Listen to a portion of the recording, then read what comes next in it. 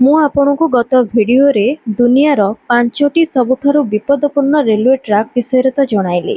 ଆଜି ମୁଁ ଆପଣଙ୍କୁ କହିବି ଦୁନିଆର 5ଟି ବିପଦପୂର୍ଣ୍ଣ ବ୍ରିଜ୍ ବିଷୟରେ, ଯେଉଁଠାରେ ପ୍ରତିଦିନ ଲୋକମାନେ ନିଜ ଜୀବନକୁ ବାଜି ଲଗାଇ ଯାତ୍ରା କରିଥାନ୍ତି। ଦେଶ ଦୁନିଆରେ ଏମିତି କିଛି ବିପଦପୂର୍ଣ୍ଣ ଜାଗା ରହିଛି ଯାହା ବିଷୟରେ ଶୁଣିବା ମାତ୍ରେ ଡର ଲାଗେ। ଅନେକ ସମୟରେ ପର୍ଯ୍ୟଟକମାନେ ଏହି ସ୍ଥାନଗୁଡ଼ିକ ବିଷୟରେ ରୋମାଞ୍ଚକର ତଥ୍ୟ ଜାଣିବା ପାଇଁ ଏଠାକୁ ଭ୍ରମଣ କରିଥାନ୍ତି। ଏହାରି ଭିତରେ ଏମିତି କେତେକ ବ୍ରିଜ୍ ରହିଛି ଯାହାକୁ ପାରି ହେବା ପାଇଁ ଅବସ୍ଥା ବାର ବାଜିଯାଏ। ତ ଏହି ଲିଷ୍ଟରେ 5ଟି ବିପଦପୂର୍ଣ୍ଣ ବା ଖତରନାକ ବ୍ରିଜ୍ ରହିଛି। ପ୍ରଥମରେ ଅଛି ବ୍ରିଟେନର କାରିକ୍ ଏ ରେଡେ ରୋପ୍ ବ୍ରିଜ୍। କାରିକ୍ ଏ ରେଡେ ରୋପ୍ ବ୍ରିଜ୍ ଦୁନିଆର ସବୁଠାରୁ ବିପଜ୍ଜନକ ପୋଲ ମଧ୍ୟରୁ ଅନ୍ୟତମ। ଏହି ପୋଲର ଲମ୍ବ ପ୍ରାୟ 20 ମିଟର ହୋଇଥିବା ବେଳେ ତଳୁ ପ୍ରାୟ 30 ମିଟର ଉଚ୍ଚ। ଏହି ପୋଲର ରୋମାଞ୍ଚକୁ ଉପଭୋଗ କରିବାକୁ ପୃଥିବୀର ବିଭିନ୍ନ ସ୍ଥାନରୁ ବହୁ ପର୍ଯ୍ୟଟକ ଆସିଥାନ୍ତି।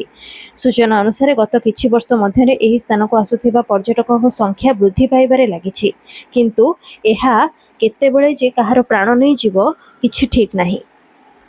ଅନେକ ସମୟରେ ଏହି ପୋଲରେ ଦୁର୍ଘଟଣା ମଧ୍ୟ ଘଟିଛି। ଏହାପରେ ରହିଛି ପାକିସ୍ତାନର ହୁସେନି ହ୍ୟାଙ୍ଗିଂ ବ୍ରିଜ୍।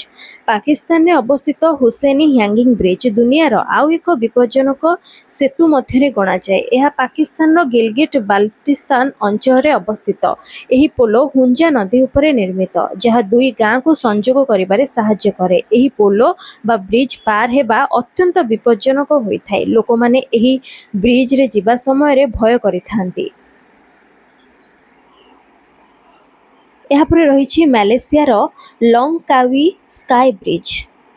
2004 ମସିହାରେ ଲଂକାୱି ସ୍କାଏ ବ୍ରିଜ୍ ସମ୍ପୂର୍ଣ୍ଣ ହୋଇଥିଲା। ଏହା ହେଉଛି ଦୁନିଆର ସବୁଠାରୁ ଲମ୍ବା ବକ୍ର ପୋଲ।